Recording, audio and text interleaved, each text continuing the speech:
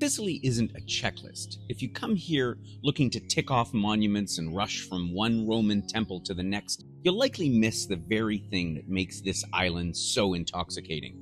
Sicily is layered, contradictory, and occasionally opaque, but if we have the patience to slow down, it begins to open up to us. I'm Gordon Drager, founder of Wheel and Anchor, and I want to invite you on a journey that isn't about seeing everything. It's about the luxury of walking the same stone streets more than once and noticing how the light changes on the limestone as the day fades.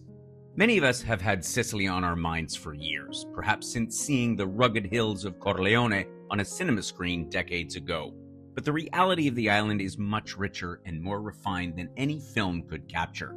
We've designed this sojourn to let the island come to us. We've moved away from the frantic pace of traditional touring to create an experience where we can truly settle in, moving between ruins, salt pans, and mountain towns at a rhythm that feels more like living than visiting. Our journey follows an intentional, measured path that mirrors the slow drift of the Mediterranean itself. Rather than packing and unpacking every night, we establish 3 distinct home bases, spending 5 nights in each. We begin on the eastern coast in the ancient island core of Syracuse, known as Ortigia. From there, we travel west across the rugged interior to the port town of Trapani at the island's western edge. Finally, we cross to the northern coast to the town of Cefalù, where the mountains meet the Tyrrhenian Sea. It's less about the mileage covered and more about the distinct shift in character as we move from the Greek shadow of the east toward the North African influences of the west. We're moving through over 2,000 years of history, and we're going to take our time to appreciate every kilometer of it. Our story starts in Ortigia, a small island just off the coast of Syracuse that feels like a world unto itself. It's barely a kilometer long, yet it's packed with layers of Greek temples reused as churches, Roman ruins, and medieval courtyards. This is a place for the unhurried walker. The streets don't follow much logic. You'll find yourself wandering down narrow alleys that open suddenly into unexpected piazzas filled with the scent of citrus and fresh fish from the market stalls. One of the most remarkable parts of being here is discovering the history hidden just beneath the surface. We'll spend time at a stone-cut mikveh, an ancient ritual bath carved deep into the limestone. It was only rediscovered in the 1980s, and standing in that cool, quiet space offers a profound connection to the people who lived here over 15 centuries ago. We'll also head just outside the city to the Neapolis Archaeological Park to see the Great Greek Theater still carved into the hillside. But we make sure to leave room for what I call wonder and whimsy. Our members often tell us that their favorite moments are the ones without a plan, finding a quiet bench along the west seawall in the late afternoon to watch the light hit the water, or sharing espresso in the Piazza del Duomo as the Syracusans go about their day. From Ortigia, we'll venture into the nearby Hyblaean Mountains, where the landscape shifts into a world of golden stone and dramatic valleys. We'll visit Ragusa and Noto, 2 towns that were completely rebuilt after a devastating earthquake in 1693. The result is a unique Sicilian Baroque architecture that almost feels theatrical. In Ragusa Ibla, the streets twist and double back, revealing carved balconies and tiled domes at every turn. We'll stop for a tasting of local cheeses, creamy ricotta, and sharp, tangy caciocavallo, before heading to the northeast coast. Here, Taormina sits high above the sea, backed by mountains and looking out toward the smoking peak of Mount Etna, one of only a few active volcanoes on the European continent. We'll visit the Greek-Roman Theater, which is arguably one of the most spectacularly situated venues on the planet. While Taormina is more polished than much of the island, we ensure our visit remains grounded. We might try a local granita, icy but not too sweet, and perfect for a warm afternoon, while taking a breather from the historical sites. It's important to manage our energy on these days. Sicily has a magnificent church at every corner, and while they're beautiful, we prefer to focus on the stories and the life of the towns. We might skip a formal tour of a cathedral to spend more time with a master painter who still hand decorates traditional Sicilian carts, a craft that has survived for generations. Our second home base is Trapani, a sickle-shaped peninsula surrounded by the sea. The old town leans into the water, its narrow lanes shaped by centuries of shifting rulers. This region feels different, more connected to the wind and the waves. Just outside town, we'll explore the salt pans, a landscape of windmills and shallow pools where salt has been harvested by hand for centuries. Walking through these working pans as the sun sparkles on the white mounds of salt is a highlight that many of our travelers find deeply peaceful.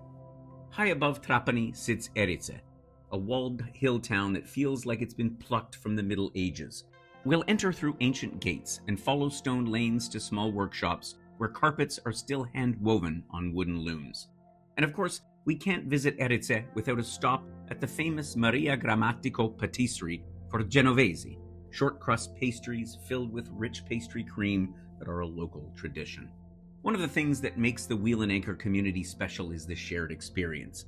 In Trapani, we've been known to organize a casual wine social, what we call a Wheel and Anchor mingle, on a rooftop terrace as the sun sets over the terracotta roofs. It's a chance to hear a fellow member recite a bit of poetry or simply swap notes on the day's discoveries while enjoying a glass of local Nero d'Avola. Meals matter in Sicily. They're a record of who's been here and what has been grown in this volcanic soil for thousands of years.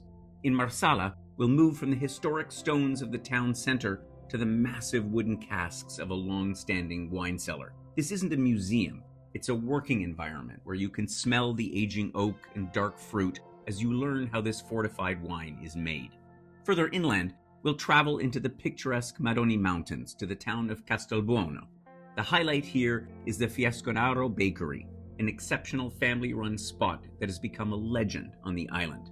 Their products are a testament to Sicilian craftsmanship, and the surrounding streets are filled with independent shops selling manna, a natural sweetener tapped from ash trees, and local nougat.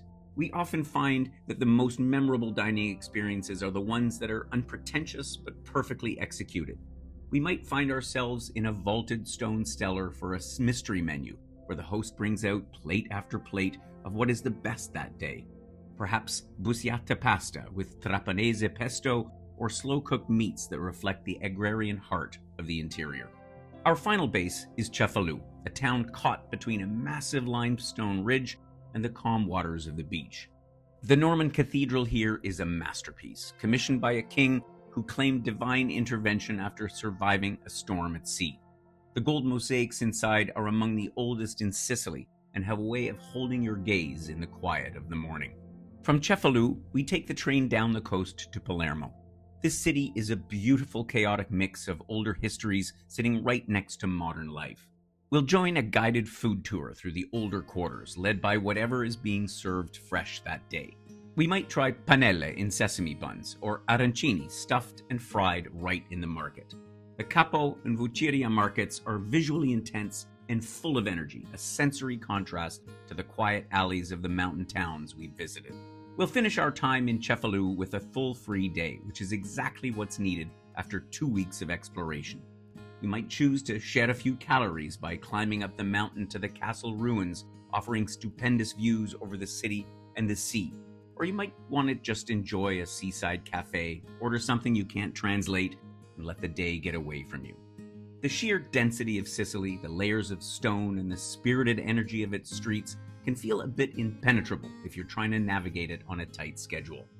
At Wheel and Anchor, we believe the best parts of travel are found when you stop trying to solve the destination and simply let it happen. The real magic often lives in those unscripted moments, the collective spark of discovering a hidden courtyard together, or a long, effortless evening where the conversation is as rich as the wine. We've stripped away the logistical noise, the luggage handling, the transport puzzles, and the what's next anxiety, leaving you with a mental space to actually be where your feet are. You'll be in the company of a small group of Canadians who, like you, appreciate a journey that values depth over distance. If you're looking for a way to experience this island that feels less like a tour and more like an unfolding story, I'd love for you to be a part of this. You can find the details of our stays in Ortigia, Trapani, and Cefalù in the e-brochure linked below. I'm Gordon Dreger, and I look forward to welcoming you to Sicily.